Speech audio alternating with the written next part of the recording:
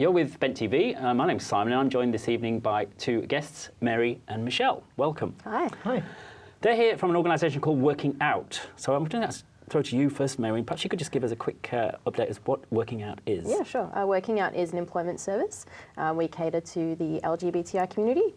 So we work with a lot of participants who might be presenting with a barrier to employment. So that could include a disability, an injury, an illness. I guess we work a lot with the trans and gender diverse community as well.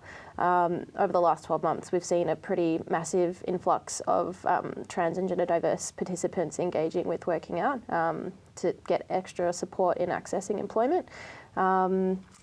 So yeah, we've been around since 2013 and we've got 5 consultants on program. We all have backgrounds in community services, mental health, and employment services as well.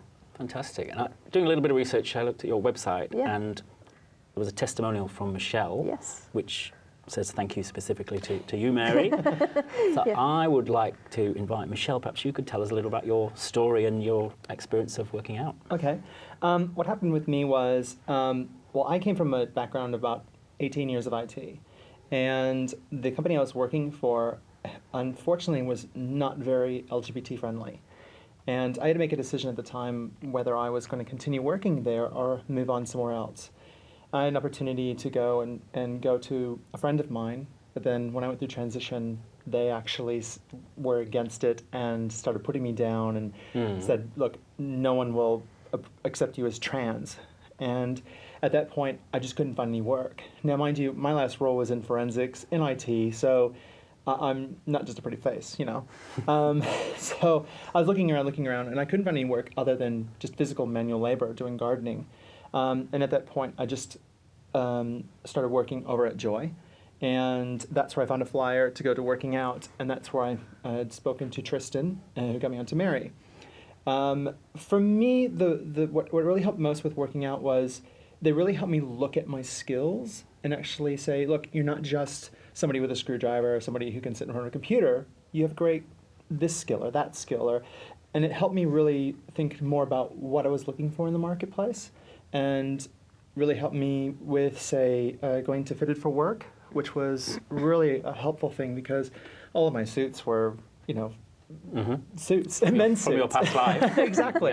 And so I don't think a nice, you know, suit and tie is going to work out in this. So they got me in contact with that, and really, it really took me on. So what's that organisation you mentioned? Fitted for Work. Yep.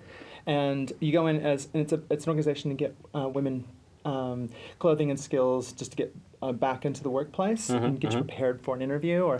And for me, I had no shoes, no nothing. I've just been working in gardening. So so from there, I just had more confidence going in for a job interview.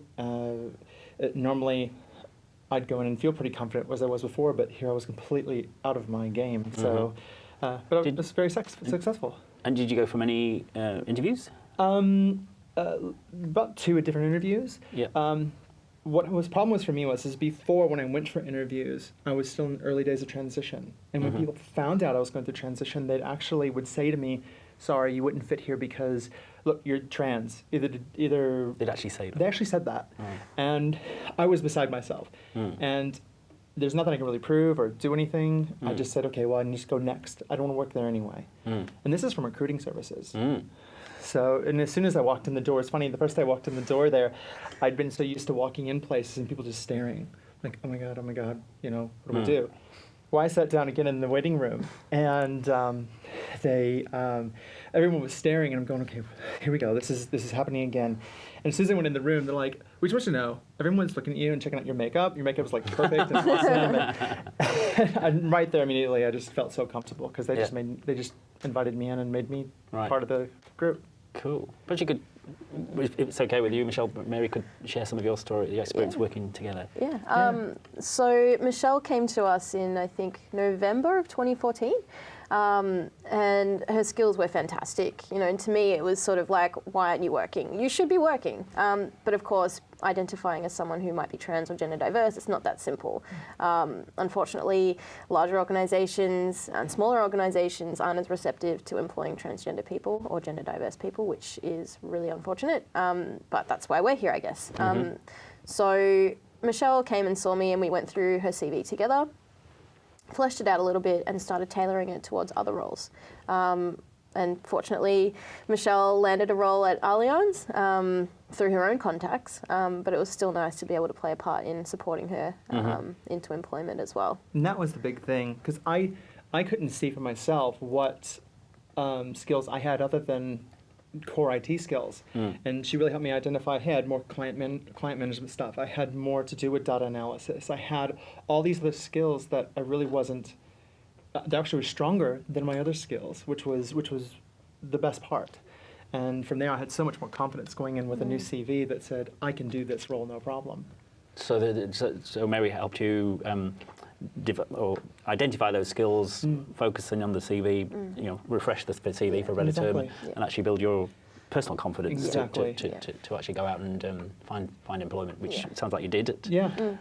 I think Michelle's pretty fortunate in that she's quite confident. A lot of other participants who might be early on in their transition or have been out for quite some time still lack a bit of that confidence. And I guess as well, there's a bit of anxiety surrounding, identity in terms of formal identification. So that can sometimes be a challenge as well. But I remember Michelle said that, she just walks in and stares at the back of people's heads and she doesn't care. And the thing was, is when I started employment, I didn't have all of my new name change. I had nothing changed whatsoever. I knew that I had the skills. Yes, this is my name. This is where I was going, and they accepted that. So it wasn't an issue in terms of legalities or anything? No, it wasn't an issue for Michelle. But I guess as well, like I said, Michelle's quite confident and she's pretty sure of herself. Sometimes, yeah. But it's not always the case within the community. So a big thing that we try and work towards is improving mental health outcomes within the community and refer to specialist support services. And I guess as well, social groups as well is pretty important to engage the community. We're almost out of time, I'm sorry. It's been a very interesting discussion. But if a potential employer or a potential participant is interested in your service, where should they go? Definitely check out our website. So that's sensewired.com.au. And we also have an email address, info@sensewired.com.au. And we also have a Facebook page. So just check out WorkingOUT. Thank you, Michelle, for sharing your story. Thank you, Mary. Thank you. And you'll see Michelle's testimonial on the website as well. Thank you very much for watching. You've been watching Bent TV.